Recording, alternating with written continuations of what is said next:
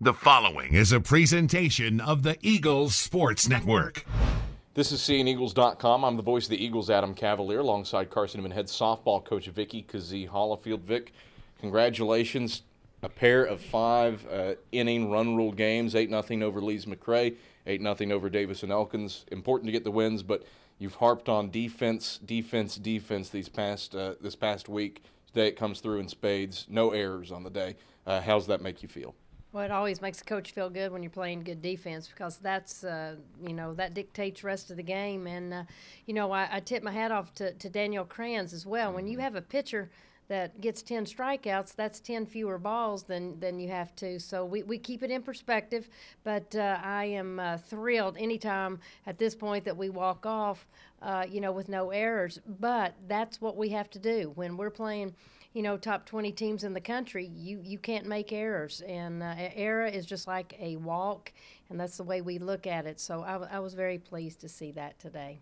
You bring up Kranz, a 5-inning no-hitter in Game 2 of the day against Davis and Elkins. First no-hitter since March 11th of 2014 against Bluefield State. What stood out to you about, A, her strikeouts, and B, her performance overall? Danielle just worked ahead a lot of that with each batter, but she did a nice job, and Haley Burnett really called a nice game and kept batters off balance. But that young lady can mix it up, and she did had a great command of all of her pitches today. Lindsey Dean, a solid outing as well, a 3-hit shutout, and pretty much she was either striking batters out or they were retired on ground balls. What about the game she did in Game 1 against Lees-McRae? Again, when we get that type of pitching from both of those young ladies, we're in any ball game. So it's our job to manufacture 3 or 4 runs, and that's the way that we look at it. So we clean up our defense. We keep our pitching, where it is. And again, what I was the most impressed with and the happiest today really were the aggressive cuts that we took. I haven't seen that in the last 2 or 3 games, so I was very happy with that. Timely hits aplenty. You piled on runs, it seemed like, each time that you were bringing them across, especially in Game 2. What about that mentality?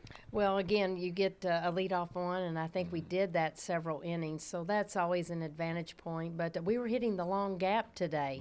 Yeah. We were really going well with the pitch. We were using the whole field. So when we utilize the whole field, read the pitches, that can be a good day for us. You turn around here, play 2 more tomorrow.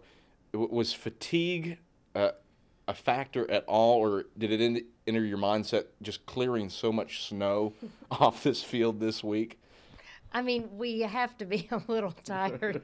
I know I'm a little tired, but I had a feeling you might ask about that. But in my pregame talk, I threatened them that we would not use that as an excuse. So no, girls, we're not tired. But I know they have to be. But we're going to get a good night's rest. They don't have to go out and break the ice up tonight. I think all of them have the chance to get on, Frozen, the sequel to that. We have chopped so much ice. I think they've got, a good shot at that. But it's been fun. And I do want to say this. I met so many students that I did not know.